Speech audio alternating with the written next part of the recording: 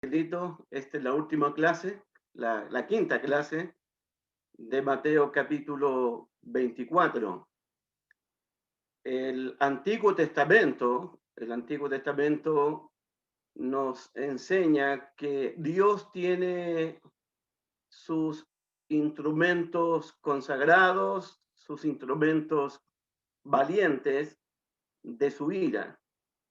Leíamos en Isaías capítulo 13 que Dios tiene a Egipto, a los persas, a los babilónicos, a los griegos, a los asirios, a los etíopes, los de Tiro, los asirios y el imperio romano.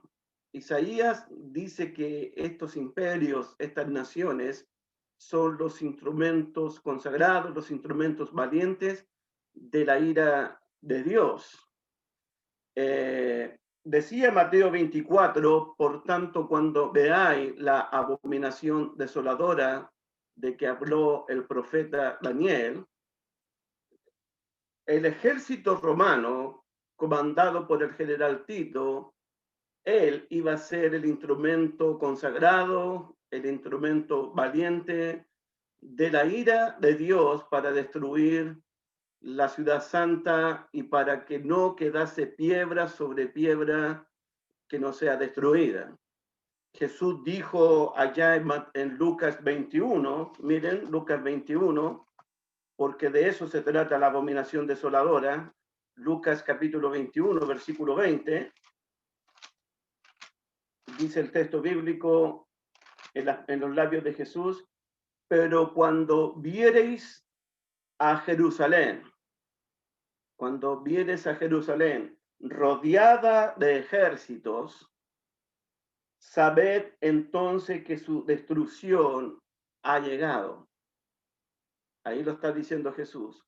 Cuando veáis la abominación desoladora que habló el profeta Daniel, las tropas del ejército romano iban a rodear Jerusalén.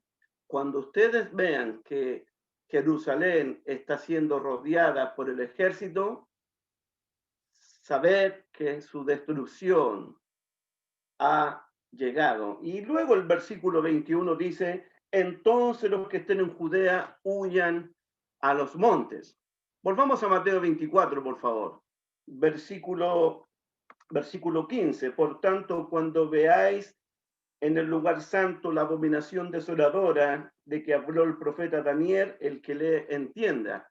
Entonces, el ejército romano, repito por tercera vez el concepto, instrumento consagrado, instrumento valiente, instrumento de la ira de Dios para la destrucción de la nación de Israel. Las palabras de Jesús iban a cumplirse fielmente. De cierto digo que no quedará piedra sobre piedra que no sea destruida. Y es interesante que lo que pasó en el año 70, la destrucción que vino sobre el templo santo, sobre la ciudad santa, también se estaba cumpliendo la voluntad del pueblo de Israel cuando decidió el pueblo entregar a Jesús a la cruz. ¿Se acuerdan ustedes cuando Pilato habló con el pueblo? Lo que el pueblo le respondió a Pilato. Aquí mismo, en Mateo 27, versículo 25. Versículo 24 y 25. Miren lo que está pasando aquí. Mateo 27, versículo 24. Viendo Pilato que nada adelantaba, sino que se hacía más alboroto, tomó agua y se lavó las manos delante del pueblo, diciendo, inocente soy yo de la sangre de este justo, allá vosotros, porque el pueblo estaba gritando, crucifícale, crucifícale. Pero miren el verso 25.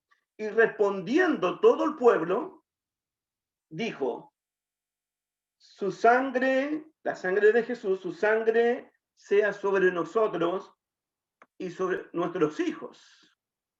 Entonces, eso es lo que va a suceder. El juicio de Dios va a caer sobre la nación de Israel. También se cumplen las palabras que los fariseos interpretaron con la parábola de los obreros malvados. Jesús le preguntó a los fariseos y le preguntó a los escribas allá en Mateo capítulo 21. Miren el versículo 40. También estas palabras se están cumpliendo. Mateo capítulo 21, versículo 40. Cuando venga pues el Señor de la viña, ¿qué hará a aquellos labradores que no respetaron a su hijo, sino que le dieron muerte a su hijo? Le dijeron, los mismos fariseos, los mismos escribas, le dijeron, a los malos destruirá sin misericordia y arrendará su viña a otros labradores que le paguen el fruto a su tiempo. A los malos destruirá sin misericordia. La sentencia, por sus propios labios, que su sangre caiga sobre nosotros, que su sangre, la de Jesús, caiga sobre nuestros hijos. A los malos los destruirá sin misericordia. Y los malos de la parábola son los fariseos, los escribas, los sacerdotes, los ancianos, los saduceos, los herodianos, que en complot, en conspiración, entregaron a Jesús a Pilato. Entonces, el ejército romano iba a rodear la ciudad de Jerusalén. Cuando veáis la abominación desoladora de que habló el profeta Daniel, volvamos a Mateo 24, versículo 16, entonces los que estén en Judea huyan a los montes, el que esté en la azotea no descienda para tomar algo de su casa, y el que esté en el campo no vuelva atrás para tomar su capa. Mas hay de las que estén encintas y de las que críen en aquellos días, orad para que vuestra huida no sea en invierno ni en día de reposo, porque habrá entonces gran tribulación, cual no la ha habido desde el principio del mundo hasta ahora, ni la habrá. Y si aquellos días no fuesen acortados, nadie sería salvo, mas por causa de los escogidos, aquellos días serán acortados. El pasaje recién leído nos enseña claramente que esta tribulación que vendría en aquellos días no se refiere a la segunda venida de Cristo. ¿Por qué?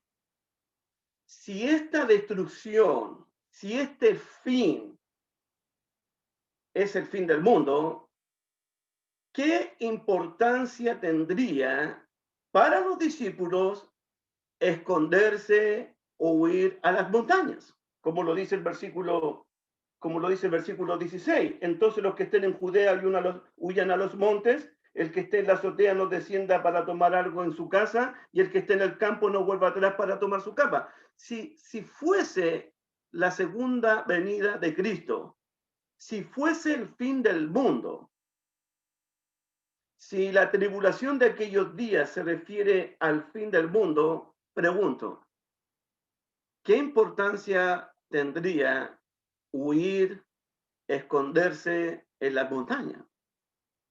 Si esta destrucción fuese el fin del mundo, ¿qué importancia tendría para los discípulos orar para que la huida no sea en invierno ni en día de reposo?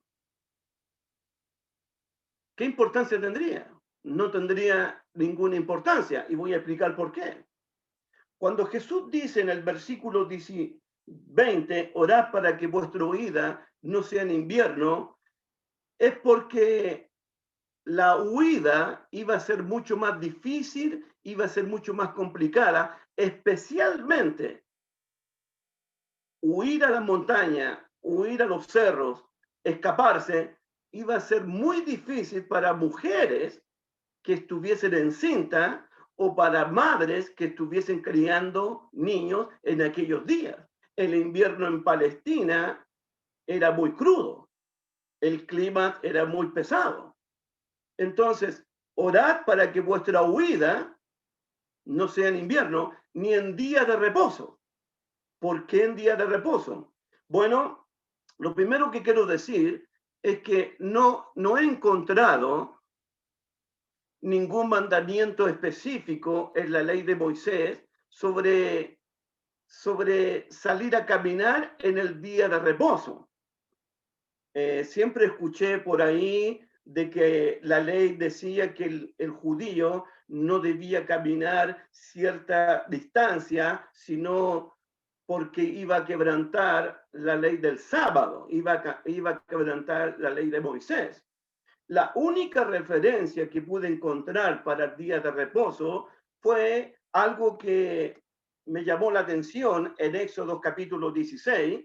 Vamos a Éxodo capítulo 16, pero ahí no hay una prohibición acerca de no caminar, cosas así. Hay una sugerencia, algo así. Éxodo capítulo 16, versículo 25. Dice Éxodo 16, verso 25, y dijo Moisés acerca del maná, comedlo hoy, porque hoy es día de reposo, para que Jehová hoy no hallaréis en el campo.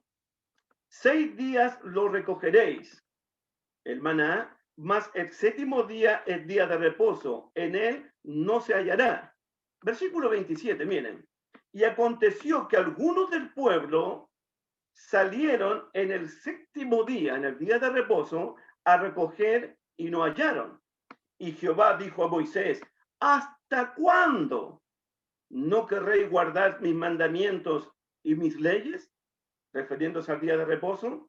Versículo 29, ahí está.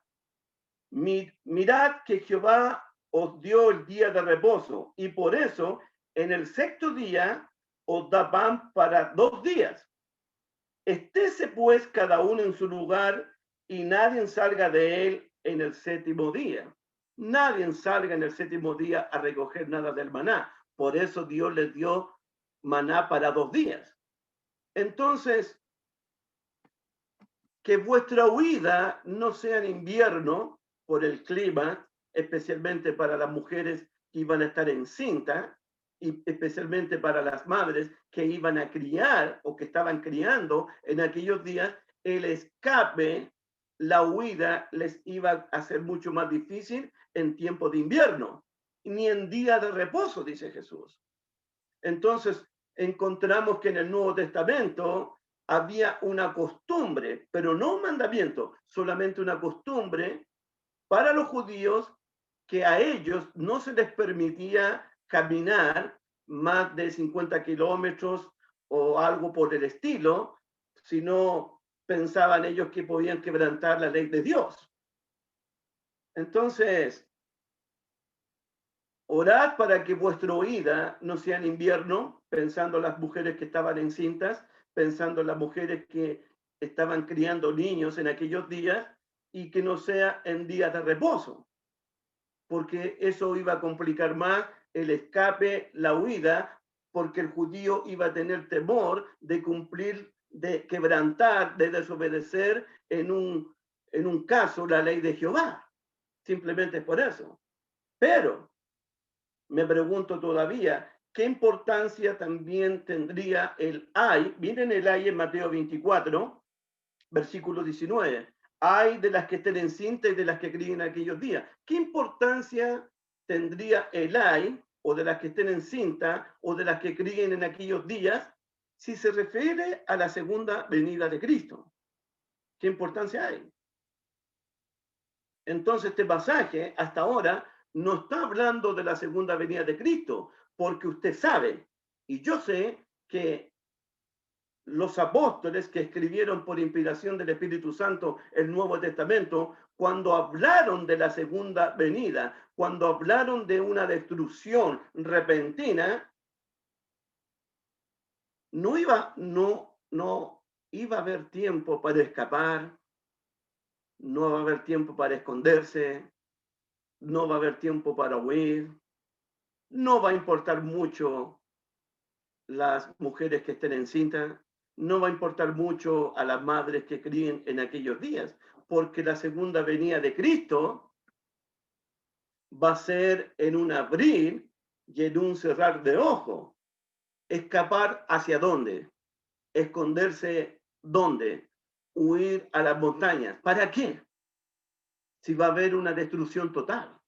No de un templo, no de una ciudad, sino va a haber una destrucción total del mundo entero. Miren lo que dice Primera de Corintios capítulo 15, para hacer un contraste de que Mateo 24, entonces vendrá el fin, cuando veáis la abominación desoladora que habló el profeta Daniel, los que estén en Judea no huyan a los montes, no está hablando de la segunda venida de Cristo. Esa gran tribulación, cual no la ha habido desde el principio del mundo, ni la habrá después, no está hablando de una segunda venida de Cristo. Porque la segunda venida de Cristo, según Primera de Corintios 15, vamos a Primera de Corintios 15, por favor. Primera de Corintios capítulo 15, dice el versículo 51, Pablo dice a la iglesia en Corinto, Primera de Corintios 15, 51, he aquí os digo un misterio. No todos dormiremos, no todos vamos a morir, pero todos seremos transformados. Va a haber una transformación. Y mira el versículo 52. En un momento, en un abrir y cerrar de ojos, a la final trompeta, porque se tocará la trompeta y los muertos serán resucitados incorruptibles y nosotros, los que quedamos vivos, seremos transformados. Mateo capítulo 24 hasta el versículo 20 no está hablando de la segunda venida de Cristo, porque usted sabe y yo sé que la segunda venida de Cristo va a ser en un abrir y en un cerrar de ojos. En la segunda venida de Cristo, los muertos en Cristo van a resucitar primero, luego nosotros, los que estemos vivos, seremos arrebatados, seremos transformados y vamos a recibir al Señor en el aire y estaremos siempre con el Señor. No puede estar hablando entonces Mateo 24 hasta el momento de la segunda venida de Cristo. En Primera Tesalonicenses capítulo 15, Primera de Tesalonicenses capítulo 15, versículos 1 al 3, por favor.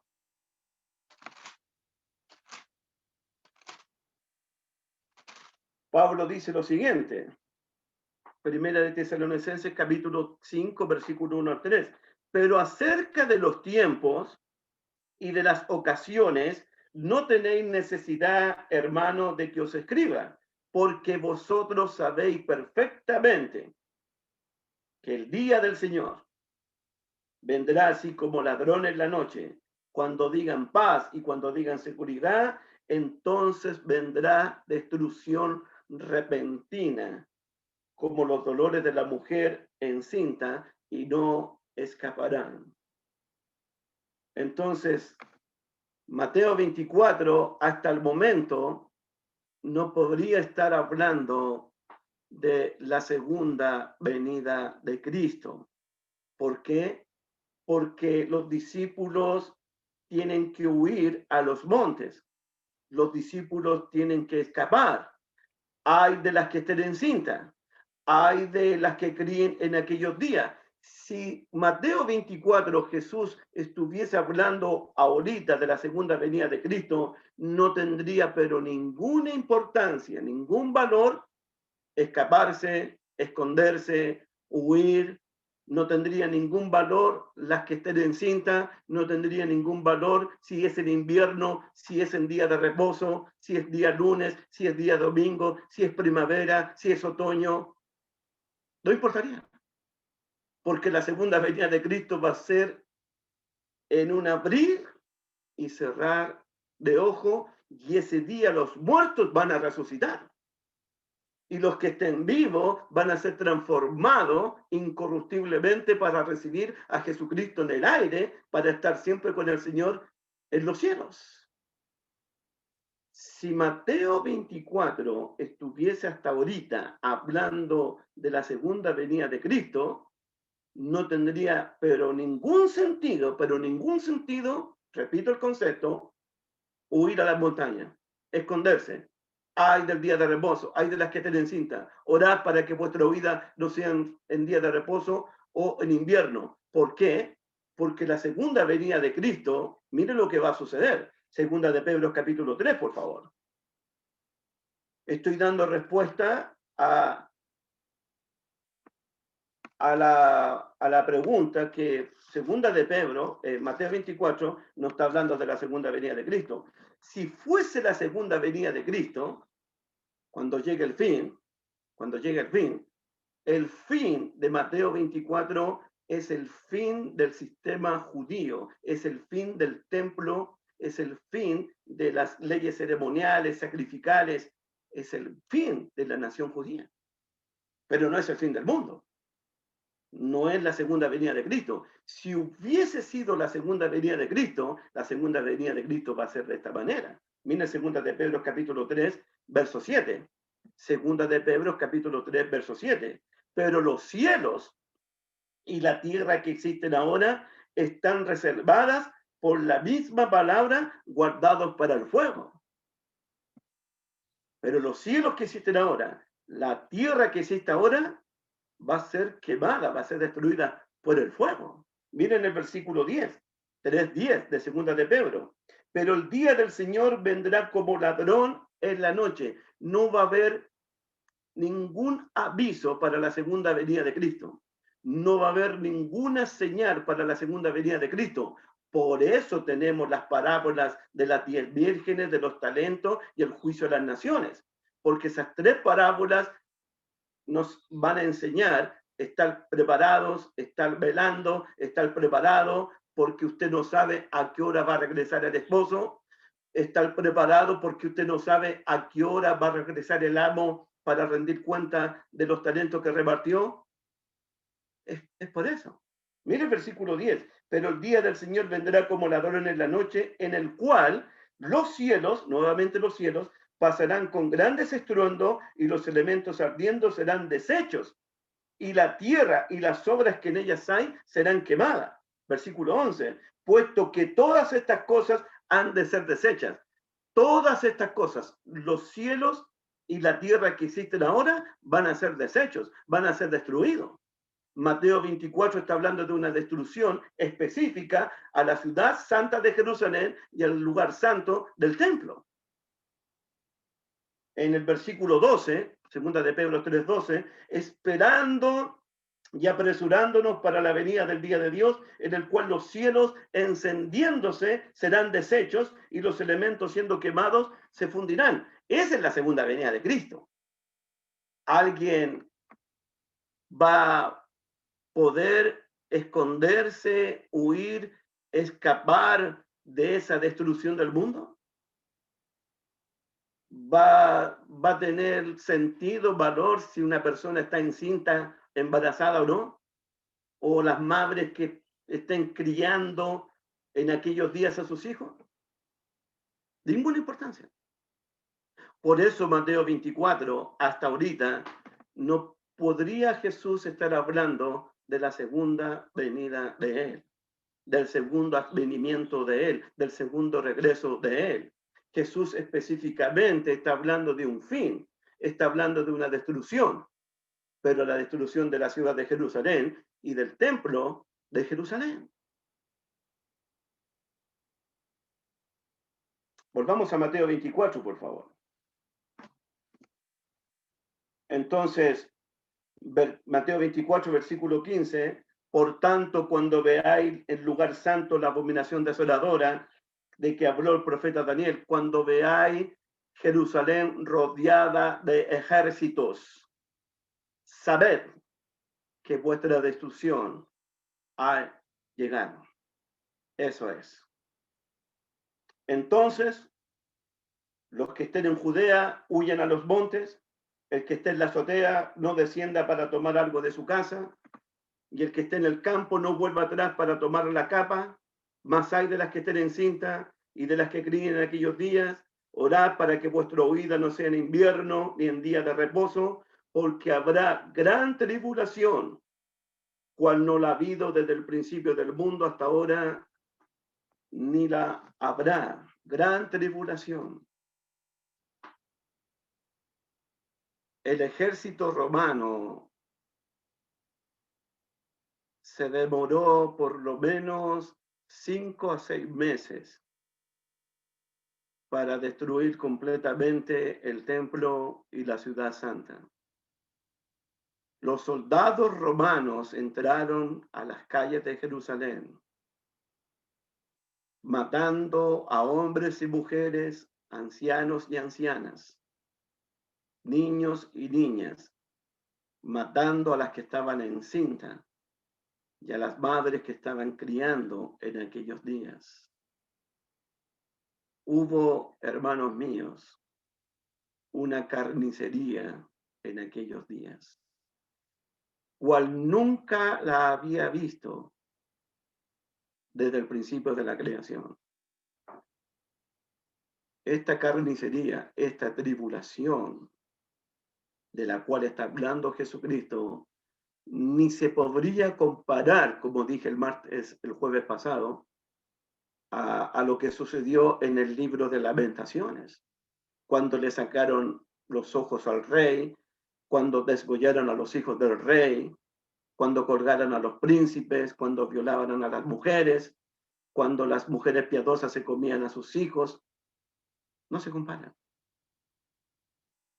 Entonces, eran días de gran tribulación, eran días de gran lamentación para la nación de Israel. La urgencia en las palabras de Jesús se ven en el verso 17. El que esté en la azotea no descienda para tomar su capa. Y en el verso 18, y el que esté en el campo no vuelva atrás para tomar su capa. Así que días de gran tribulación, días de gran lamentación para la nación de Israel. Este pasaje está hablando de una destrucción del templo de Jerusalén, de una destrucción para la ciudad de Jerusalén.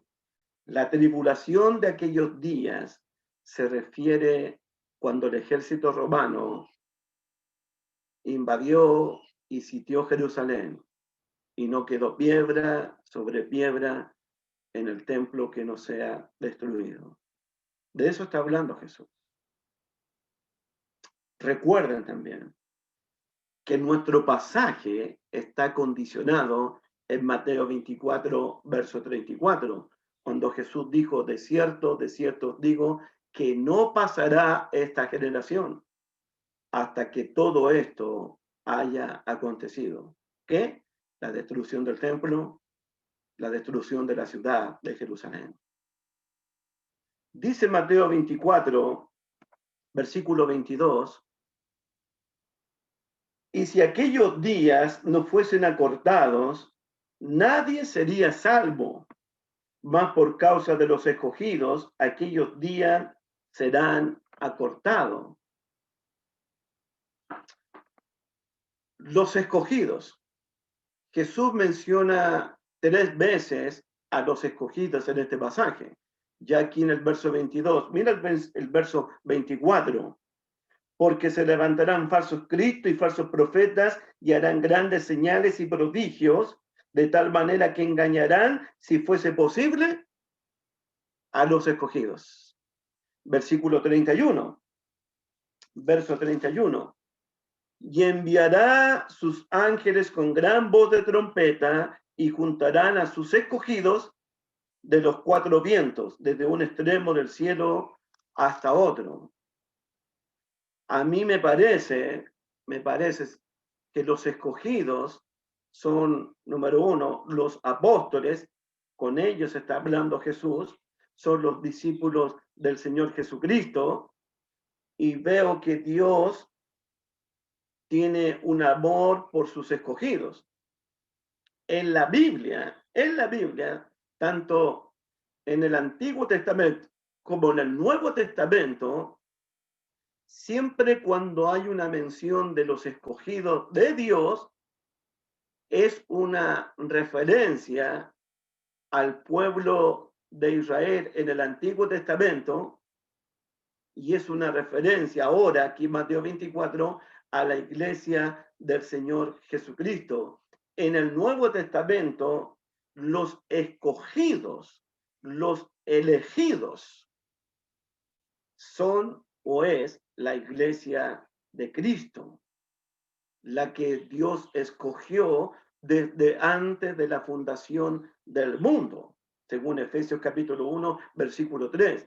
Estos escogidos son los mismos de los que habla Pedro en primera de Pedro capítulo 2, versículo 9. Vosotros sois linaje escogido, real sacerdocio, nación santa, pueblo adquirido por Dios. En el primera de Pedro 5:13, vosotros los elegidos o la elegida. Entonces, cuando hablamos de los escogidos de Dios, tiene que ser el pueblo de Dios, tiene que ser la iglesia de Cristo, tienen que ser los discípulos del Señor. Dice Jesús que por causa de los escogidos, los días iban a ser acortados. Me parece a mí que Dios iba a cortar el tiempo de la destrucción para darle chance, para darle oportunidad de salvación de la destrucción para sus propios discípulos. Recuerden que todo Mateo 24, Mateo 25, Jesús está protegiendo a sus discípulos, aconsejando a sus discípulos, advirtiendo a sus discípulos de la destrucción, del engaño, de todo eso. Por eso encontramos varias advertencias y varios mandamientos de velar y estar preparado, porque no sabéis a qué hora va a suceder. Entonces, no hay que perder de vista que Jesús está protegiendo, cuidando y velando por sus escogidos. Un historiador como Flavio Josefo dice que los discípulos tomaron tan en serio este mensaje, tomaron tan en serio estas palabras, que ellos abandonaron la ciudad de Jerusalén 4 años antes de la destrucción misma. Es decir, que ellos en el año 66 abandonaron la ciudad porque ellos creyeron fielmente que Jerusalén iba a ser rodeada por un ejército, porque Jerusalén iba a ser destruida y no iba a quedar piedra sobre piedra en el templo. Cuando el ejército romano comienza a colocar sus banderas, sus estandartes en el suelo sagrado de Jerusalén, también muchos otros creyentes comenzaron a huir, comenzaron a abandonar la ciudad porque creyeron a las advertencias de Jesús. Cuando veáis Jerusalén rodeada de ejércitos, ustedes ya saben que su destrucción ha llegado. Entonces también muchos discípulos comenzaron a abandonar Jerusalén porque comenzó una escasez de alimento. Había una gran cantidad de personas en la ciudad, habían conflictos religiosos, conflictos políticos por el Imperio Romano, y muchos discípulos abandonaron la ciudad cuando habían esos rumores ya. Y cuando vieron que el ejército romano estaba preparando sus tropas e iba a rodear Jerusalén, es momento de huir, es momento de salir, es momento de escapar, porque el fin de Jerusalén, la destrucción, ha llegado. Dice Mateo 24, y si aquellos días no fuesen acortados, versículo 22, y si aquellos días no fuesen acortados, nadie sería salvo. Nadie sería salvo. La salvación aquí tiene que referirse a la misma salvación del capítulo 24, versículo 13. 24:13 dice, mas el que persevera hasta el fin, este será salvo. ¿Salvo de qué? Salvo de ser librado de la gran tribulación que iba a venir sobre Jerusalén, salvo de ser muerto por la espada romana, salvo de la destrucción que venía sobre la ciudad santa. Nadie sería salvo. Entonces, esta salvación de la cual habla Cristo es una salvación temporal, es una salvación de ser librado de una muerte física por la espada del romano. Nadie sería salvo. Por causa de los escogidos, los días fueron acortados para que los discípulos tuviesen la oportunidad, tuviesen el tiempo, tuviesen la chance de escapar hasta que todo esto iba a acontecer. Dios tiene un amor por los escogidos. Una de las cosas que probablemente vamos a estudiar más adelante, no lo sé, pero siempre, cuando viene una destrucción, cuando viene un juicio de parte de Dios, Dios siempre protege a su pueblo. Dios siempre separa a los de su pueblo con las personas que no son de su pueblo. ¿Se acuerdan del diluvio? Dios, cuando envió el diluvio, protegió a Noé, cuidó de Noé, pero los malos fueron destruidos. El mismo diluvio salvó a Noé y su familia, y el mismo diluvio destruyó a la humanidad. ¿Se acuerdan del juicio que cayó sobre Sodoma y Gomorra, fuego y azufre del cielo?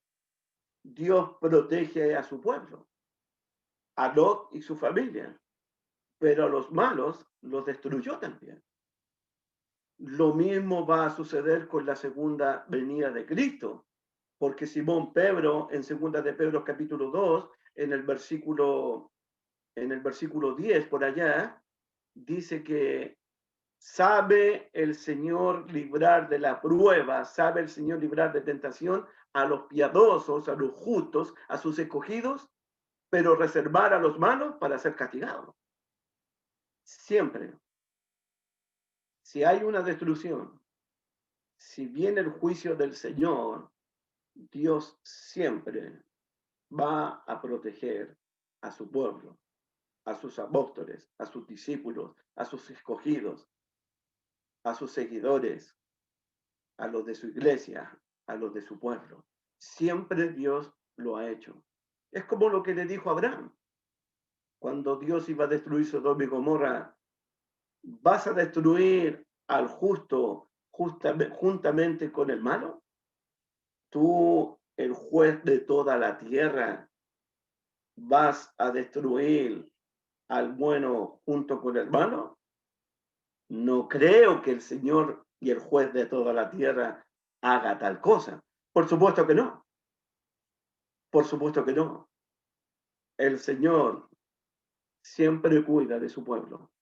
Siempre tiene un remanente. Siempre tiene a sus escogidos, a los cuales los va a librar de esta destrucción y también va a librarlos de la ira venidera que viene sobre el mundo entero. Estuve pensando algunas cosas, mis hermanos.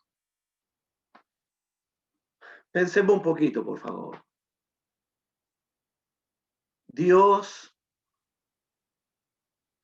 destruyó el lugar santo, destruyó la ciudad santa de Jerusalén.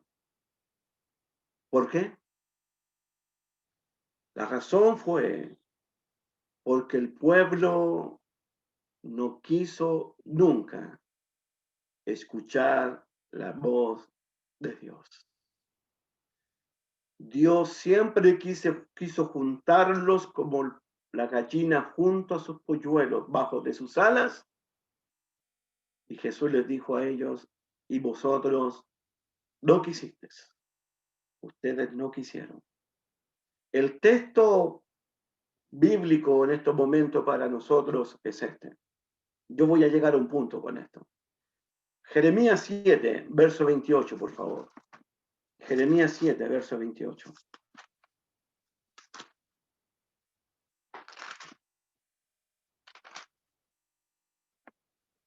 Jeremías capítulo 7, verso 28.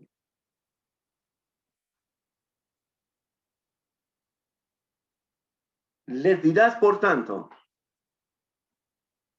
esta es la nación que no escuchó la voz de Jehová su Dios. Esta es la nación que no admitió la corrección de Dios. Pereció la verdad de la boca de ellos, fue cortada. ¿Por qué cayó el juicio de Dios sobre el templo, sobre la ciudad santa, sobre la nación? Porque esta nación no quiso escuchar la voz de Jehová su Dios. Esta nación se tapó los oídos, se tapó los ojos, endureció su corazón, no permitió a esta nación ser enseñada, ser reprendida, ser corregida, ser amonestada por Dios. Hay consecuencias cuando endurezco mi corazón a la voz de Dios. Hay consecuencias cuando tapo mis oídos para no escuchar la verdad de Dios. Hay consecuencias cuando no quiero obedecer la palabra del Señor. Dios es bueno. Dios llamó una y otra vez al pueblo al arrepentimiento, hermanos. Si esto no pasó de un día para otro, recuerden los que estudiaron conmigo el libro de Lamentaciones, Jeremías estuvo 40 años hablándoles al pueblo de que venía una destrucción. Y los falsos profetas hablaban de paz y paz y paz. Hasta que la destrucción vino. Hasta que vino el juicio de Dios. Y por eso tenemos el libro de Lamentaciones nosotros. Miren Mateo 21. Mateo 21, por favor. Mateo 21. Mateo capítulo 21, versículo 33. Dios estuvo llamando una y otra vez al pueblo al arrepentimiento. Miren Mateo 21, versículo 33. Oíd otra parábola. Esta parábola es exactamente, nos muestra el amor de Dios y el rechazo del pueblo de Dios. Oíd otra parábola. Hubo un hombre, padre de familia, el cual plantó una viña, la cercó de vallados, cavó en ella en un lagar, edificó una torre y la arrendó a unos labradores y se fue lejos. Y cuando se acercó el tiempo de los frutos, envió a sus siervos, a los labradores, para que recibiesen sus frutos. Mas los labradores, tomando a los siervos, los golpearon, los mataron y los apedrearon. Eso es lo que hace el pueblo con los mensajeros de Dios, con los profetas. Los apedreaban, los golpeaban, hasta los mataban. Versículo 35, 36. Envió de nuevo otros siervos, más que los primeros, hicieron con ellos de la misma manera. Los apedrearon, los golpearon y los mataron. Finalmente, verso 37, les envió a su hijo, diciendo, ¿tendrán respeto por mi hijo? Mas los labradores, cuando vieron al hijo, dijeron entre sí, este es el heredero, venid, matémosle y apoderémonos de su heredad. Y tomándole al hijo, le echaron fuera de la viña y lo mataron. Dios envió a los profetas. Juan el Bautista es un mensajero que Dios envió. Los 12 apóstoles cuando fueron enviados de dos en dos. Jesucristo. El pueblo no quiso escuchar la voz de Dios. El pueblo rechazó a los mensajeros y también rechazó el mensaje de Dios, apedreando, matando, golpeando a todos los mensajeros de Dios. No respetaron ni al Hijo de Dios, sino que también lo mataron a él. Dios llamó una y otra vez al pueblo al arrepentimiento. Miren lo que dice Lucas capítulo 13. Lucas capítulo 13, por favor. Estamos hablando de que por qué cayó el juicio de Dios sobre la nación de Israel. Lucas capítulo 13, por favor. Versículo 6 en adelante. Escuche bien lo que Jesús dice. Está hablando de la nación de Israel, está hablando del pueblo de Israel. Lucas capítulo 13, versículos 6 al 9. Dijo también esta parábola. Tenía un hombre una higuera plantada en su viña y vino a buscar fruto en ella y no la halló.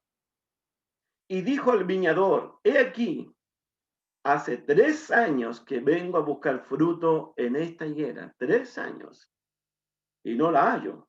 Córtala. ¿Para qué inutiliza también la tierra?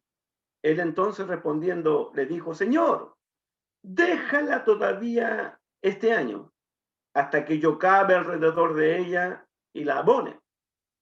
Si diere fruto, bien, y si no, la cortarás después. La higuera, más adelante, Jesús la va a maldecir, porque nunca encontró fruto en esa higuera. Nunca encontró fruto. Entonces, usted se preguntará, ¿por qué Dios castigó tan duramente a la nación de Israel? Israel no quiso escuchar la voz de Dios. Israel no dio ningún fruto de arrepentimiento para Dios. Lo otro interesante, que voy a volver después a esto del fruto, el pueblo de Israel, toda su vida, toda su historia, se refugiaba en el templo, en la casa de Dios. Y los israelitas pensaban, mientras asistamos al templo, mientras ofrezcamos ofrenda, mientras ofrezcamos sacrificios, mientras estemos adorando a Jehová en el templo, nada nos puede pasar a nosotros, dijeron ellos. Dios tiene que librarnos a nosotros, porque el templo está la presencia de Dios, en el templo está la voluntad de Dios, en el templo nos puede proteger a nosotros.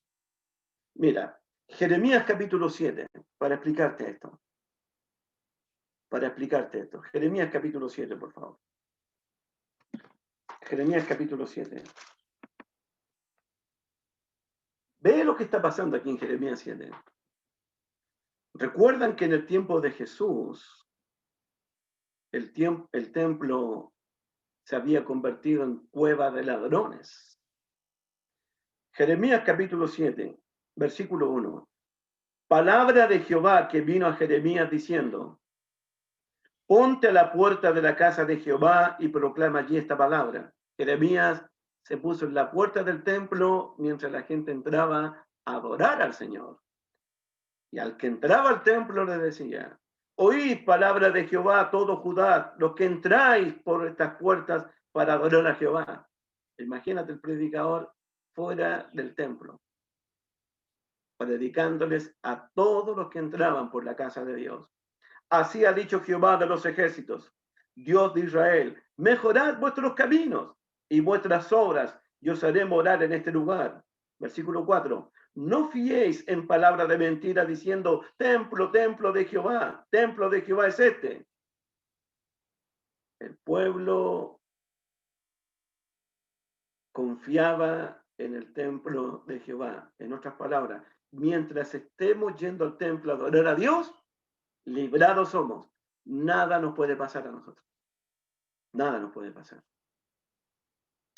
Versículo 5. Pero si mejoráis cumplidamente vuestros caminos y vuestras obras, si con verdad hicieres justicia entre el hombre y su prójimo, no oprimiendo al extranjero, al huérfano, a la viuda, y ni en este lugar derramaréis la sangre inocente, ni anduvieres en pos de dioses ajenos para mal vuestro, os haré morar en este lugar. Versículo 8. He aquí vosotros confiáis en palabras de mentira que no aprovechan, hurtando, matando, adulterando, jurando en falso, ofreciendo incienso a Baal, andando de los dioses extraños que no conociste. Miren el versículo 10. Vendréis y os pondréis delante de mí en esta casa sobre la cual es invocado mi nombre y diréis, librados somos para seguir haciendo todas estas abominaciones. El pueblo iba al templo a adorar al Señor, a ofrecer ofrenda al Señor, a ofrecer sacrificios al Señor, pero en la semana adulteraban, fornicaban, mataban, despreciaban a la viuda, despreciaban al huérfano y pecaban y pecaban. Es decir, que el pueblo pensó, podemos estar pecando toda la semana, total vamos el sábado al templo y Dios nos va a perdonar y Dios nos va a librar y Dios nos va a proteger. En otras palabras, mientras estemos asistiendo al templo, librados somos. Nada nos puede suceder. Y mira lo que dice el versículo 11, Jeremías 7:11. Es cueva de ladrones delante de vuestros ojos esta casa sobre la cual es invocado mi nombre. He aquí que también yo lo veo, dice Jehová. Jehová veía al pueblo como adoraba el día sábado, pero Jehová también veía al pueblo como pecaban el resto de la semana. Dios dice, yo lo veo eso. Yo veo lo que ustedes hacen. Y después vienen el sábado a adorarme, a glorificarme, a honrarme, a darme ofrenda, a darme sacrificio. ¿Ustedes creen que yo no veo lo que ustedes hacen los lunes, los martes, los miércoles, los jueves, los viernes y vienen el sábado y entran a mi casa, a mi templo, a adorarme? Miren lo que dice el versículo 11. Es cueva de ladrones delante de vuestros ojos esta casa. Es decir que la casa de Dios, los judíos la habían convertido como un refugio para ladrones, una cueva de ladrones, donde nadie nos puede sorprender aquí. Y Dios dice, yo veo todo lo que ustedes hacen. Me preguntaba solamente, los judíos confiaban en el templo de Jehová, y se escondían detrás del templo, pensando ellos que mientras asistan al templo de Dios y lleven sus ofrendas, librados somos. Nada nos podría pasar a nosotros. A veces me pregunto si nosotros también nos escondemos y nos refugiamos en la iglesia del Señor. A veces me pregunto si nosotros a veces nos escondemos detrás de una santa cena, detrás de una ofrenda, detrás de una alabanza, y porque estamos cenando los domingos, porque estamos ofrendando los domingos y porque estamos cumpliendo el día domingo, puedo yo decir, librado soy, nada me puede suceder. ¿Cuántos cristianos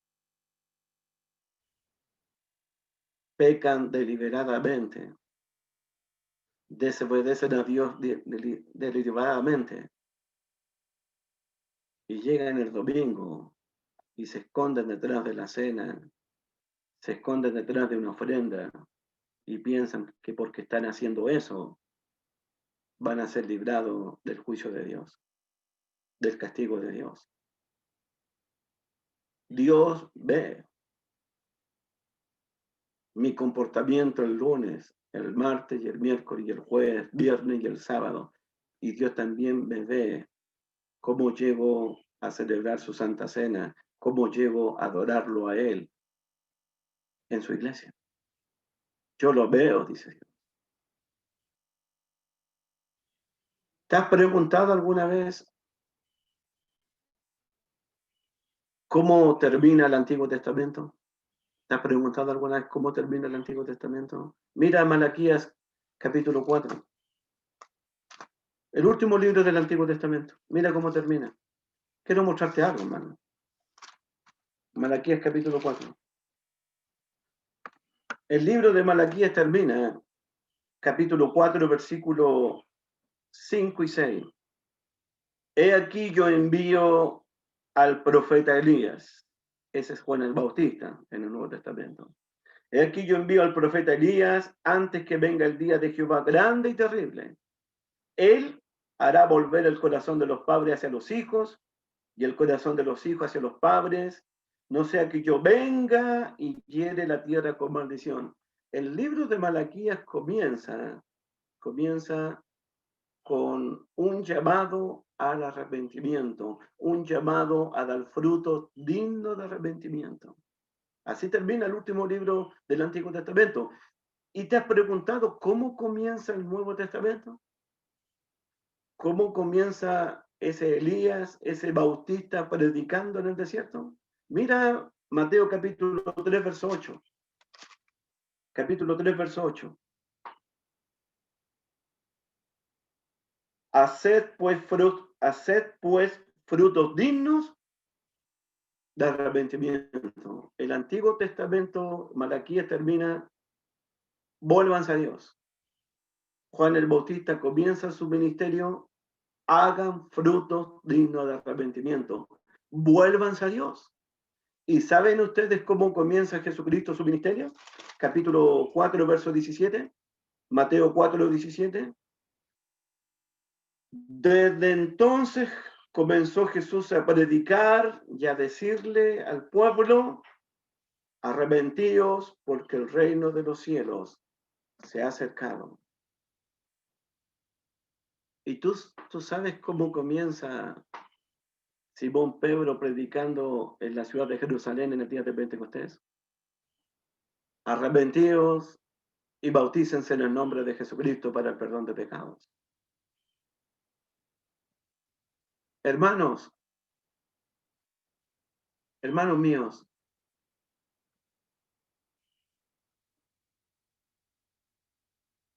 el pueblo de Israel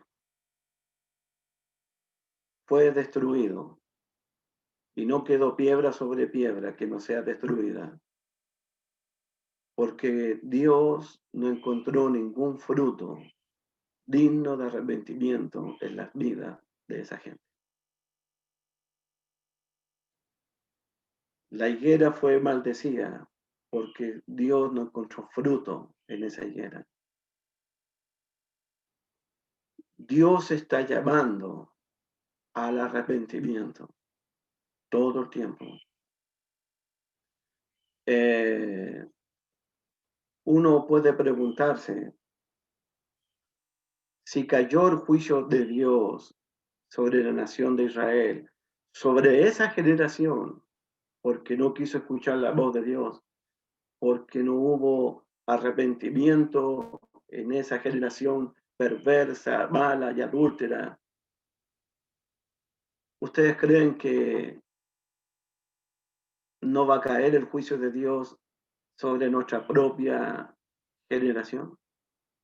Que es tan perversa, es tan adúltera, es tan mala delante de Dios. Recuerdo al profeta Joel, hermano. Cuando Joel habló en el capítulo 1 de langostas que invadieron Judá y destruyeron todo Judá, pero lo destruyeron todo. Si Dios me da la oportunidad, quiero predicar sobre Joel. Quiero predicar sobre Joel. ¿Saben por qué? Hemos escuchado muchos, pero muchos sermones en el 2020 y seguimos escuchando sermones en el 2021. Pero ¿has escuchado sermones del juicio de Dios? ¿Has escuchado prédicas de que te están llamando al arrepentimiento y al convertimiento? ¿Has escuchado sermones sobre la ira de Dios? No, porque nadie quiere hablar de esto. El profeta Joel en el capítulo 1 habló de la invasión de la langosta que destruyó todo. El pueblo en Joel pensaba que la invasión de la langosta era el día grande y terrible de Jehová. Y Joel les dice varias veces, si ustedes piensan, si ustedes creen que la invasión de la langosta es el día grande y terrible de Jehová, están muy equivocados, porque ustedes no tienen la menor idea cómo va a ser el día grande y terrible de Jehová. Entonces, uno tiene que reflexionar, hermanos míos. Hemos vivido un año muy duro, hermano, demasiado duro. No ha habido un año 2020 como el que tuvimos nosotros. No ha habido. Desde que yo tengo uso de razón, hermano. Siempre me he preguntado, ¿estará Dios castigando también a la humanidad? ¿Será esta pandemia una chispa de la ira de Dios? Pero lo que vamos a ver a continuación en Mateo, que es lo que pasó con Jerusalén, con lo que pasó con las langostas en el tiempo de Joel, y lo que ha pasado con nuestra pandemia, no se compara en nada con el día grande, terrible y espantoso, glorioso y majestuoso del día del Señor. Jesús dijo en Mateo 24, y será predicado el evangelio del reino en todas las naciones y entonces vendrá el fin. Luego dijo el que persevere hasta el fin del templo de Jerusalén, el fin de la ciudad santa. Pero Jesús también habló de otro fin. ¿Se acuerdan? Enseñándoles que guarden todas las cosas que yo os he mandado, hasta el fin del mundo estaré con vosotros. Mateo 24 hasta ahora habla del fin del templo de Jerusalén y la ciudad santa.